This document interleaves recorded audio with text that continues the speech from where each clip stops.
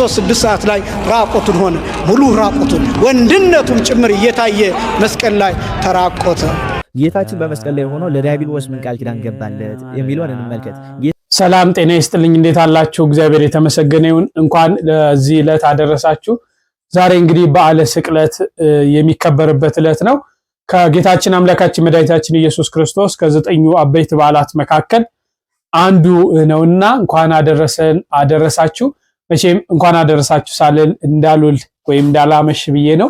እንግዲህ በስቅለት ዕለት በቤተክርስቲያናችን የተለያዩ ስርዓቶች ይከናወናሉ። እነዚህን ስርዓቶች በትንሹ እንመለከታለን። አምላክ ደግሞ ጠብቆ ሁላችንም ለዛሬ ዓመት ከሕማም ከደዌ ከበሽታ ከሞት ሰውሮ እንዲያደርሰን ደግሞ እንማጸናለን።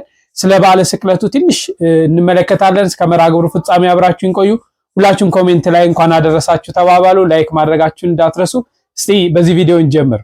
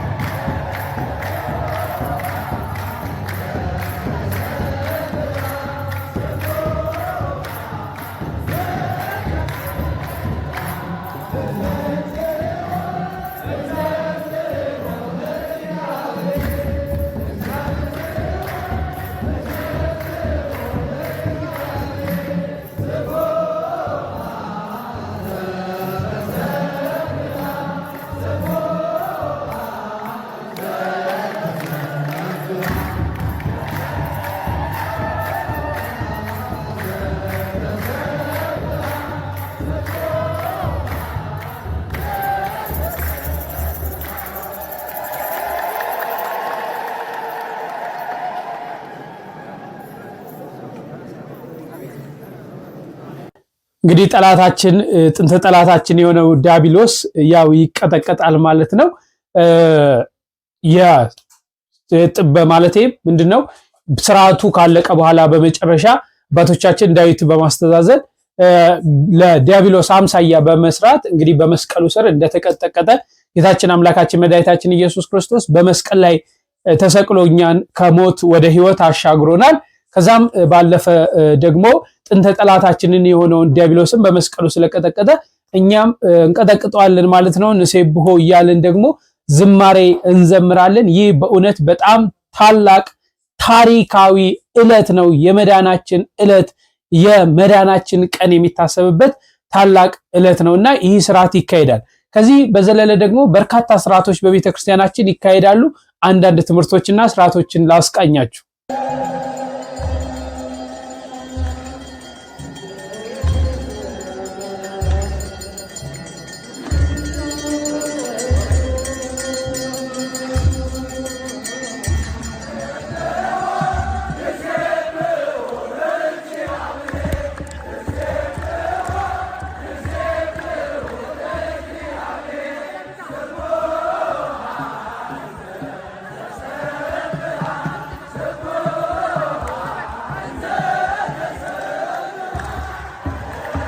እናቱ ታለቅስ ነበር። መስቀል ስር ንባዋን ትረጭበት ነበር።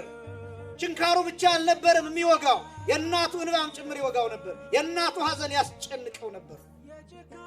ምክንያቱም አንድ ልጇ መስቀል ላይ ተሰቅሎ ስለ አንድ ልጇ ብቻዋን ታለቅስ ነበር። ልቧ እየደማ ነበር። የእርሱን ግርፋት ወስዳው ነበር።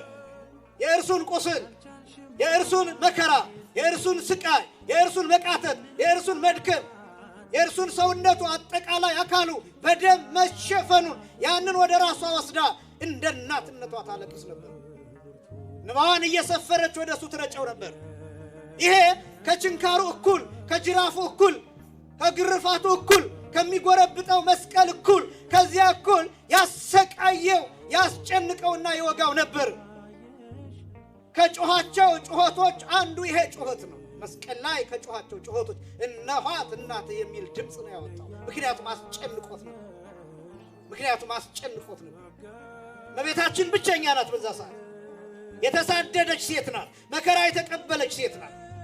ያላረፈች ዕድሜ ዘመኗ ያላረፈች ጸንሳ የተሰደደች ተጸንሳ የተሰደደች እመቤት ናት። ጸንሳ ብቻ አይደለም ተጸንሳ በእናት አባቷ ማህፀን ሁና በስደት ነው የተወለደችው። በሊባኖስ ተራራ ነው የተወለደችው። አገሯ ላይ አልተወለደችም። አገሯ ምድረ በዳ ተሰዳ ነው እመቤታችን የተወለደችው። ይሄ ብቻም አይደለም። እመቤታችን ጸንሳ ተሰዳለች። ከመቅደስ ተሰዳለች። ከሀገሯ ተሰዳለች። ከግብፅ ተሰዳለች።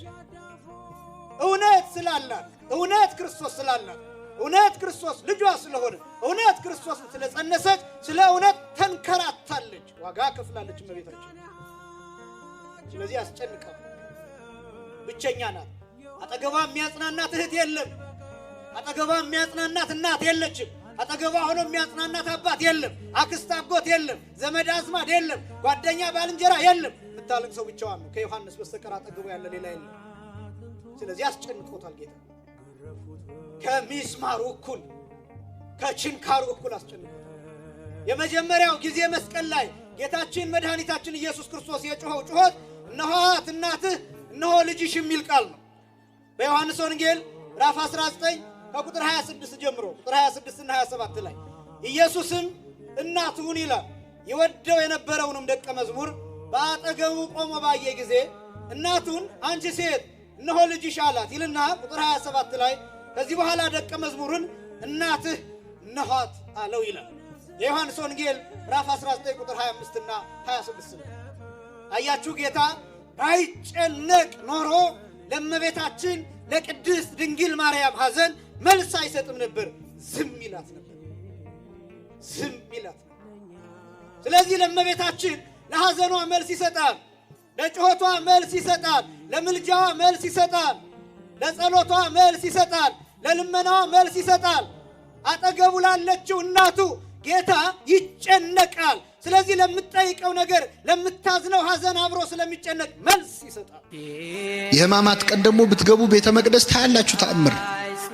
የክርስቶስን ልክ እንደተገነዘ ሆኖ ሁለት ካህናት ይዘው 41 ጊዜ እየተዞረ እግዚኦታ እየተባለ እነሱ የተሰማቸው እንዲሰማን የሚያደርግ ጸሎት አለ። የትንሣኤ ሰሞን ደግሞ ገና ቅዳሴ ስንጀምር ሃሌሉያ ዮሴፍ ወኒቆዲሞስ ገነዝዎ ለኢየሱስ፣ ዮሴፍና ኒቆዲሞስ ኢየሱስን ምን አሉት? ገነዙት እያልን ነው ቅዳሴ የምንጀምረው። ራሱ ክርስቶስን መገነዝ እንዴት ያለ ክብር ነው! ክርስቶስን መገነዝ ትፈልጋላችሁ ይላል ቅዱስ ኤፍሬም ሶርያዊ።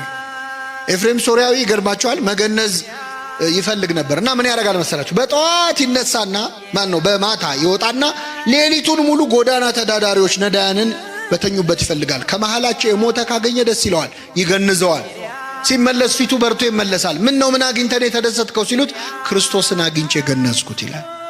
ደሃን ማብላት ክርስቶስን ማብላት ከሆነ ደሃን መገነዝ ማን መገነዝ ነው? ክርስቶስን መገነዝ። ጌታችን በመስቀል ላይ ሆኖ ለዲያብሎስ ምን ቃል ኪዳን ገባለት የሚለውን እንመልከት። ጌታን ተሰቅሎ ሳለ አምላኬ አምላኬ እያለ ሲጸልይ ዲያብሎስ ቢሰማው ይህ ሰው ሩቅ ብእሲ ነው፣ እነሆ ጻዕረ ሞት ይዞት ያስጨንቀዋል፣ ሄጄ ነፍሱን ከስጋው ለይቼ ስጋውን በመቃብር አበሰብሳለሁ፣ ነፍሱን በእጄ ይዛለሁ ብሎ እስከ እግረ መስቀል ቀረበ ሰይጣን። ጌታም ከመጣሽ ማርያም ታንጣሽ እንዲሉ በነፋስ አውታር ወጥሮ በእሳት ሰንሰለት ቸንክሮ አስጨንቆ አስጠብቦ ያዘው። ዲያብሎስም እጅግ አላበው ደከመው። ከዚያም በኋላ ጌታ የዲያብሎስን ድንቁርና ገልጾ ግርማ መለኮቱን ስርዓተ መንግስቱን አሳየው።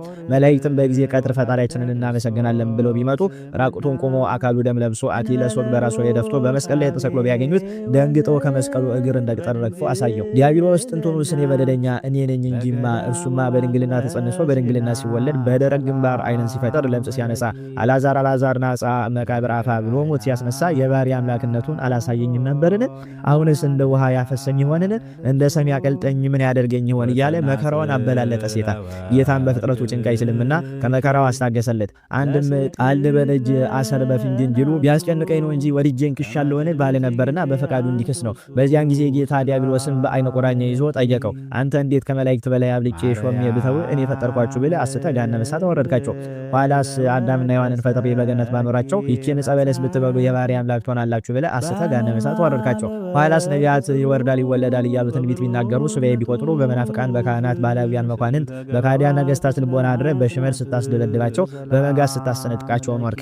ይህንስ ይቅርና እኔ የተናገርኩትን አላስቀር የማላደርገውን አልናገር ለአዳም የሰጠሁትን ተስፋ አደርሳለሁ ብዬ ብሰቀል ይህ ሰው ሩቅ ብእሲ ነው። ነፍሱን ከስጋ ለይቼ ስጋውን በመቃብር አፈርሳለሁ፣ አበሰብሳለሁ፣ ነፍሱን በእጄ ይዛታለሁ፣ በሲኦል እገዛታለሁ ብለህ ምን ስልጣን አግኝተህ መጣ ብሎ ቢጠይቀው አቤቱ ጌታዬ እንደ ሰማይ ያለ ሌላ ሰማይ፣ እንደ ምድር ያለ ሌላ ምድር፣ እንደ ፍጥረቱ ያለ ሌላ ፍጥረት አግኝቼስ እንኳ ካወደፊት በፊትና ካወደፊት በኋላ የሰራሁት ኃጢአትስ ሁሉ ይቅርና አንዲት ሰዓት በጲላጦስ ፊት ላቆምኩ ካሳ ባልበቃህም ነበር። ነገር ግን ፍጥረቱ ሁሉ ያንተ ነው የኔ የለኝም ብሎ የእግዚአብሔርን ፈጣሪነት የእርሱን ፍጡርነት በገዛ ቃሉ መሰከረ። ዲያብሎስም አቤቱ ጌታዬ ነገር ግን አዳምና ሔዋን ከነ ልጆቻቸው በእኔ እጅ ተይዘው በሲኦል ተግዘው ይኖራሉና ካሳ አድርገው ውሰድልኝ። እኔንም ከጥንት ቦታ ይስደደኝና ሃይማኖት ያልተማሩትን ምግባር ያልሰሩትን ኃጢአት ሰርተው ንስሐ ያልገቡትን ቃል ኪዳን ስጠኝና በሲኦል እንደ መባ ፍርፋሪ ስለቃቀማቸው ልምር ብሎ ይሰግድ ይጸልይ ገባ። ጌታም እንዳታሸንፋቸው መጽሐፍ እጽፍላቸዋለሁ በንስሐ እቀበላቸዋለሁ እንጂ ሃይማኖት ካልተማሩ ምግባር ካልሰሩ ኃጢአት ሰርተው ንስሐ ካልገቡ እኔን ጠልተው አንተን ከወደዱስ ሰጥቻለሁ ይሁንልህ አለው። በዚያን ጊዜ የጌታችን የባሕርይ አምላክነቱ በሰውም በዲያብሎስ ዘንድም ታወቀ። የዚህ ዓለም ንጉሥ በአዳራሽ ተገኝቶ በዙፋን ላይ ተቀምጦ በደለኛን ይቀጣል፣ የተበደለውን ይክሳል። ጌታ መስቀሉን ምቹ ዙፋን አድርጎ በመስቀል ተሰቅሎ ዲያብሎስን አስሮ ገሃነመ እሳትን አወረደው። አዳምን ከማይሰራ ኃጢአት ፈትቶ ከገሃነመ እሳት ከነ ልጆቹ አወጣው። አንሰ ተሰየምኩ ንጉሠ በላይ ሊሆሙ በጽዮን በደብረ መቅደሱ እንዳለ ክቡር ዳዊት። አንድም ጽዮን የተባለች ማይጸነ ማርያም፣ ደብረ መቅደሱ የተባለ አካሏ ነው። ጌታም እነዚህ አላወቁም እንጂ እኔስ በማይጸነ ማርያም አድሬ ለጻድቃን ለሰማዕታት ነገስኩላቸው፣ በአይሁድ በመናፍቃን ነገስኩባቸው ሲል ነው። አንድም ጽዮን የተባለ መስቀሉ ደብረ መቅደሱ የተባለ አካሉ ነው። እነዚህ አላወቁም እንጂ እኔስ በመስቀል ተሰቅዬ ለጻድቃን ለሰማዕታት ነገስኩላቸው፣ በአይሁድ በመናፍቃን ነገስኩባቸው ሲል ነው። አስረኛ አሕዛብና ክርስቲያን እንዴት ተለዩ የሚለው እንመልከት። 7 ታምራት ሲሰሩ አይተው የባሕርይ አምላክ ነው እንጂ የባሕርይ አምላክማ ካልሆነ እንዲህ ያለ ታምራት ባልተሰራ ነበር ያሉ ክርስቲያን ተባሉ። አምላክም አይደለም የአምላክ ወዳጅ ደግ ሰው ነብይ ነው ያሉ አሕዛብ ተባሉ። አይሁድ ግን አምላክም ነብይም አይደለም ሐሳዊ መሲህ ነው ከቄሳር በቀር ሌላ ንጉስ የለም ብለው ካዱት። በዚህም ተለዩ። 11ኛ የጌታችን ቀሚስ ታሪኳ እንዴት ነው? ከዚህም በኋላ የአራቱ ቤተ ሮማውያን የጌታችንን ጫማው ልብ አልማው አንድነት ተሰርቶ ነበርና አንድ መደብ ልብሱን መጎናጸፊያውን፣ አንድ መደብ ኩፋሌቱን መጠምጠሚያውን፣ አንድ መደብ ዘንጉን መነሳንሱን አንድ መደብ አድርገው ከአራት ተካፈሉት። ቀሚሱን ግን የተወለደ ዕለት 70 ሰገል አምጥተው አበርክቶለት ነበረ። መርፌ መቃድ ያልነከው አካሉ ሲያርግ አብሮ የሚያርግ ባለ ታምር ነበርና ያ ቀሚስ አይወድም አንድ ቅደደው ዕፃ የደረሰው ይውሰደው ብለው ዕፃ እየደረሰው ወስዶታል። ያ ዕፃ የደረሰው ወታደርም ከቤቱ ገብቶ ጋደም ብሎ የደረሰውን የጌታችንን ቀሚስ በፊቱ ላይ ቢያደርገው ጌታችን ከወለቱ እስከ ስቅለቱ ያለው ተአምሩና ስራ ሁሉ ተገለጠለት። ያን ጊዜም አመነ። ጌታችን ግን ይህን ሁሉ መከራ ሲቀበል በትሕትና በትዕግስት ሲቀበለው ዋለ እንጂ ከትኩሳቱ አውርዶኝ ከመከራው አስታክሱኝ አላለም። ምንም አልተናገረም ቢሉ የትዕቢትና የፍርሃት የሚሆን አልተናገረም እንጂ ለሰው ሮማውያንም በውሃ ፈንታ ሆምጣጤ አጠጥተውታል። መድኃኔዓለም ኢየሱስ ክርስቶስም ሆምጣጤውን ከተቀበለ በኋላ አንገቱን በጣም ደስ ይላል። እግዚአብሔር አምላክ ሁላችንንም ጠብቆ እንዳልኳችሁ ለዓመቱ ያደርሰን።